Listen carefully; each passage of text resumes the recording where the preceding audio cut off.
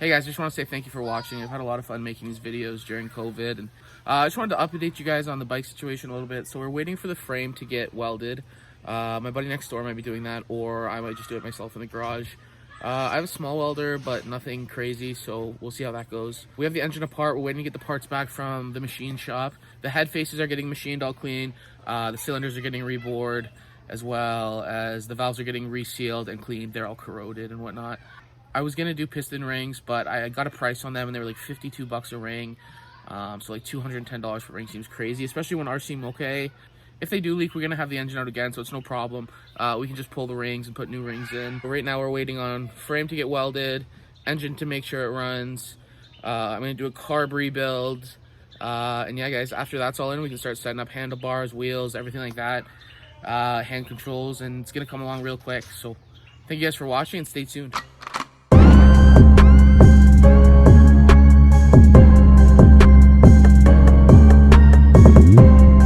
Alright guys, so we have a lot of our engine components laid out here. We gotta do a couple things. We gotta check the valves on these heads. We have two heads here. This one obviously looks a little better than the other one. There's a trick you can do with water to test these to see if they leak. I'll show you guys that in a sec. And this one is obviously pretty badly corroded. I don't know if that's gonna move at all. We're gonna take it somewhere and see if they can clean it up. I can always sell it if I don't use it, because I have this one that's better anyways. We also have our camshaft here that might need some attention. I'm gonna take that with me to the shop. I'm gonna get to clean the heads, and they should be able to clean that up, make it look brand new. And then we have all our valves here, guys, so this is gonna have to be cleaned up as well. I might take it with me, see if they want to clean it. I might do it myself, we'll see.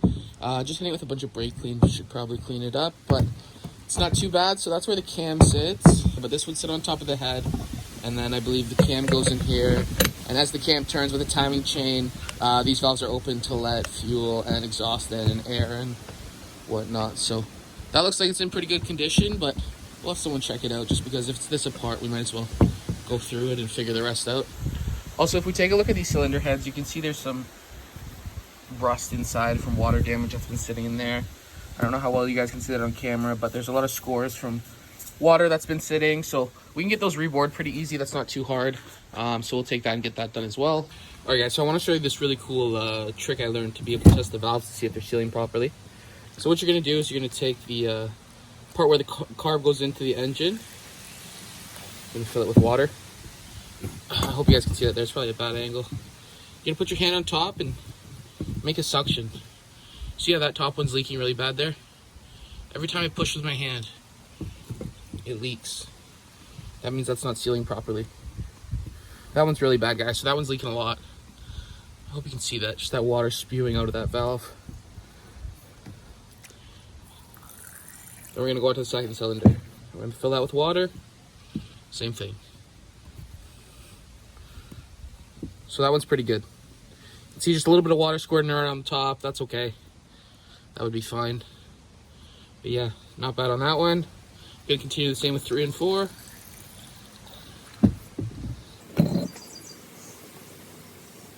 That was pretty good.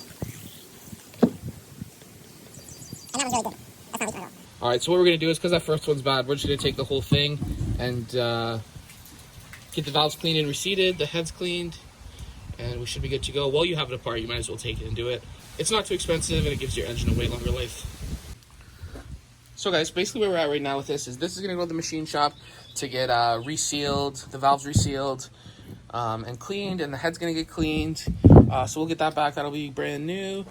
This is going to go to, I don't know what they're going to tell me about this, because it's pretty badly corroded and rusted. So we'll see that one. It doesn't hold a seal, so we'll see what we do about that. We're going to take this. I don't know if they want to do it or I do it myself. I don't know what they can do with that to clean it up or whatnot.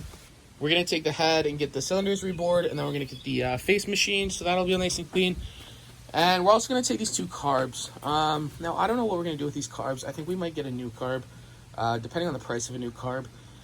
Because there's float bowls missing, there's jets missing, there's everything missing inside. So we're missing a lot. So the price of the parts I'd have to order, depending on how expensive they are, we're going to just get a brand new carb.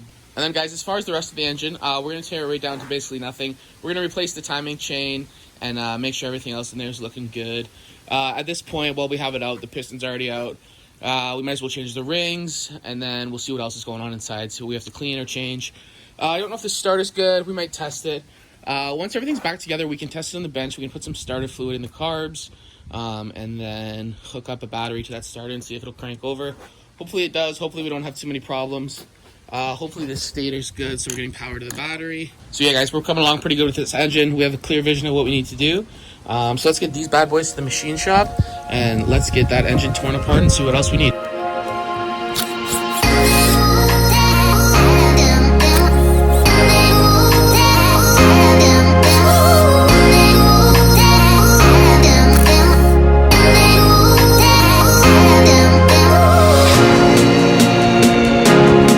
Alright guys, so there's the stator. Basically how that works is like an alternator in a car.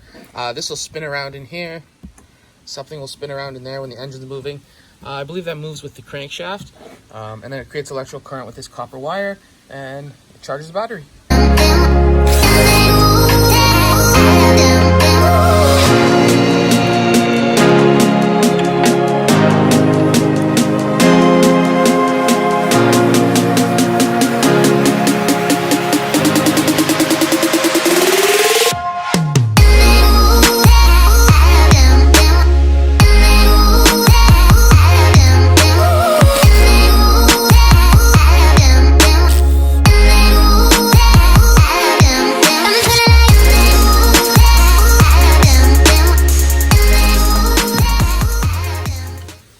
There's the starter. Alright guys, so it is the next morning here. Last night I was doing some research on these timing chains. What I found was you don't really need to change them unless there's like obvious signs of wear and grinding.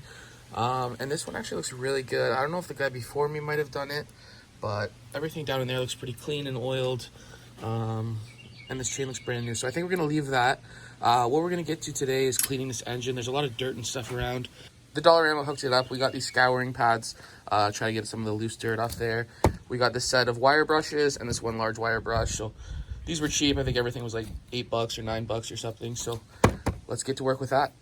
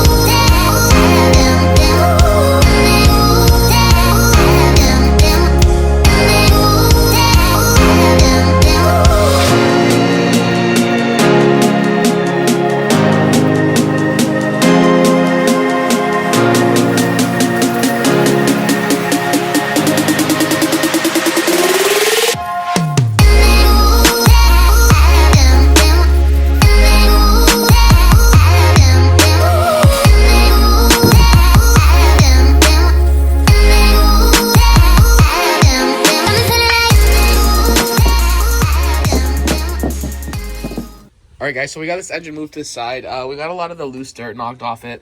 It's a lot cleaner now. It's going to get painted, so I don't want to do nothing too crazy with it right now because I'm going to have to sand it down. But yeah, it's looking good. I want to move on to the old back half of the bike. This is the old 1981 original half. So what I need to do with this is I just need to pull the wiring harness off it. So we got the whole harness. I don't even know if we're going to use this harness, but there's no way I'm going to throw it out because that might be needed. As well, there's this. I know it's like an electronic module for the bike, so we need that. There's fuses and whatnot. I don't know if we're going to keep this battery box here. We may make a new one.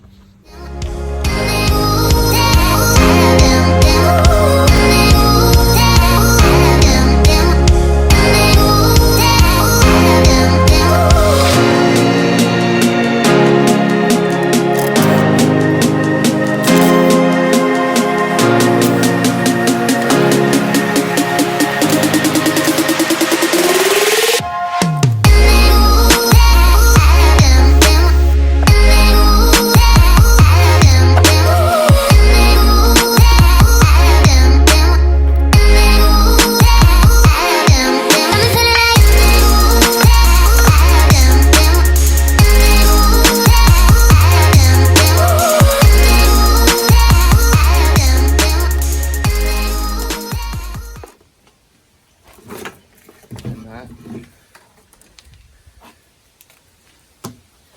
This is my harness. Alright guys, so that's going to be a wrap for today's video. We're about to get this thing welded in, so that's complete. We had a little accident with this baby on the highway the other day. If you want me to make a video on that, hit the like button down below. It's alright, we got no headlight. We got no clutch for some reason, but that's okay. Maybe we'll make a video on there fixing up the bike and what we have to do to get her back on the road. Yeah guys, things are coming along. Thank you so much for watching. Don't forget to like, subscribe, comment down below, and we'll catch you in the next one.